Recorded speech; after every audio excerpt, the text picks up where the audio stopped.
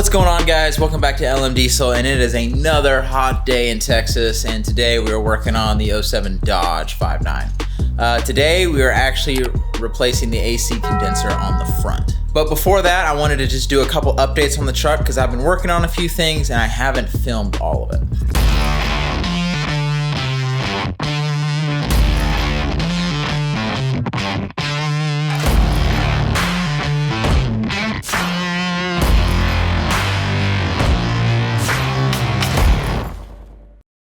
So to start out, we did new axle shafts and wheel bearings.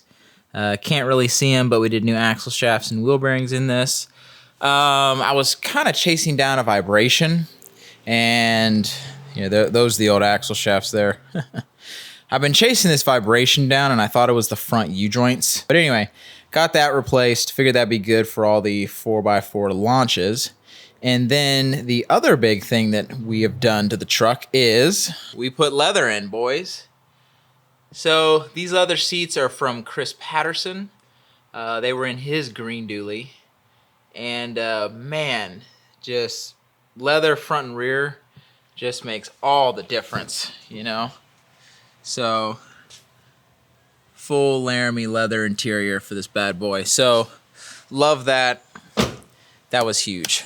Kind of hard to find leather for these trucks, so I was really appreciative that Chris let me get a hold of these. All right, for those of y'all that don't know, I'm actually going to be going to UCC. I hope to see some of y'all there. If you do see me, definitely feel free to stop by and say hi or whatever. I'm going to be filming it and kind of be hanging around Chris and his team and kind of picking up their story as they're going for some big numbers and hopefully to win UCC. That's the team I'm rooting for. Hopefully we're gonna have the truck at UCC. If we don't, it's because of diesel prices, which have been really bad. But as of right now, we got a few things on the list to kind of get done to this truck before we actually take it up there.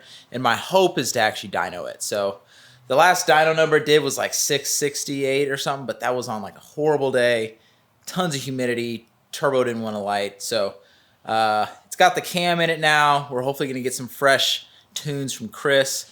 And we should hopefully be able to hit the dyno and make a good number. But anyway, back to the condenser. Let's get started on that. Okay, guys, so it's actually the next day.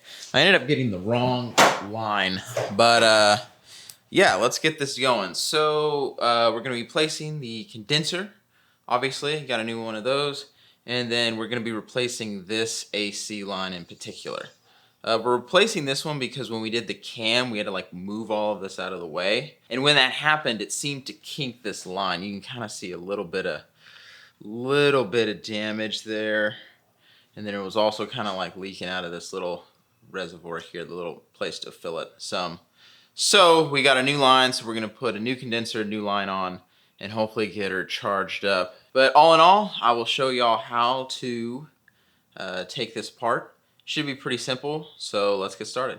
All right, so to start, you're going to need a deep socket 13 to take off these two AC lines that attach to the condenser up front. Now, the AC system will have a little bit of a charge on it, and so you're gonna leak all your Freon out. After you're done with this, you're gonna have to go to a shop to get it charged unless you're already at a shop in which you can use the machine. But anyway, mine has had a leak, so it should be all leaked out. So I'm just gonna go ahead and take it off and then I'll get it charged tomorrow. But these are 13s, both these bolts, so I'll get those off. And then all the condenser bolts, all four of them, they are 13s as well. So you'll wanna start with just taking those off to get the condenser out.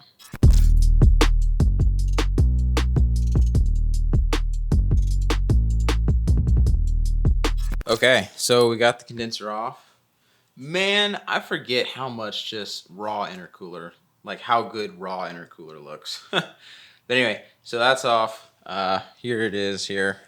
Man, just thrashed, dude. Like, what's crazy is I think it actually was still holding, but like I didn't want my front condenser looking like that.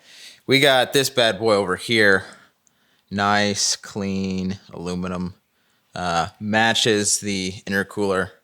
So this should look pretty good. All right, so next we're going to go ahead and replace this line. So this kind of goes up here, here, and then it actually ducks over into the corner there. I'll see if I can't get a better shot of it, but there's like a quick disconnect to get that line out. So I'm gonna go ahead and probably take this air filter off, give me some room, see if I can get some light in here and see if I can't get her going.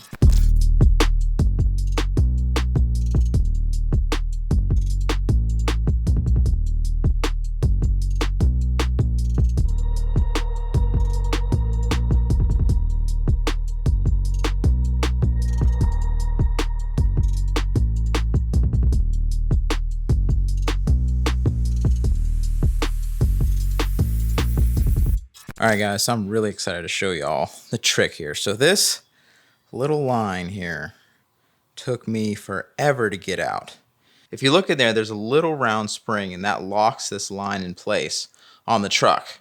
Now, I sat there and messed with it for a while trying to get it out, but then I had an idea. So here's our new line here. There is a little plastic cover that goes over that to fit the new side. So I took that plastic cover and I cut it.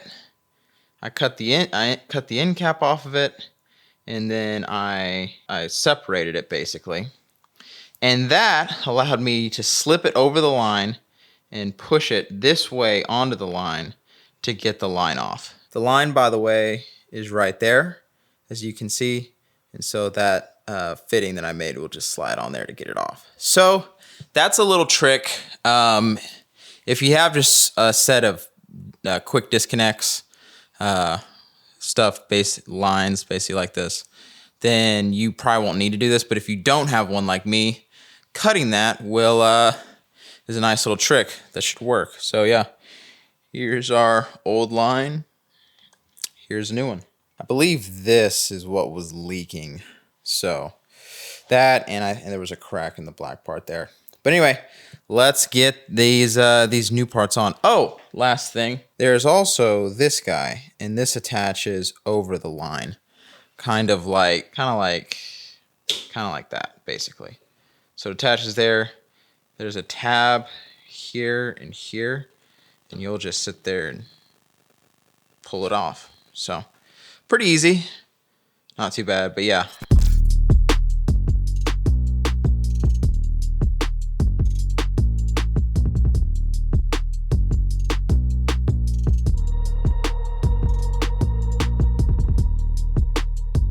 All right, so we got it in. Man, it looks pretty good. Looks really good, actually.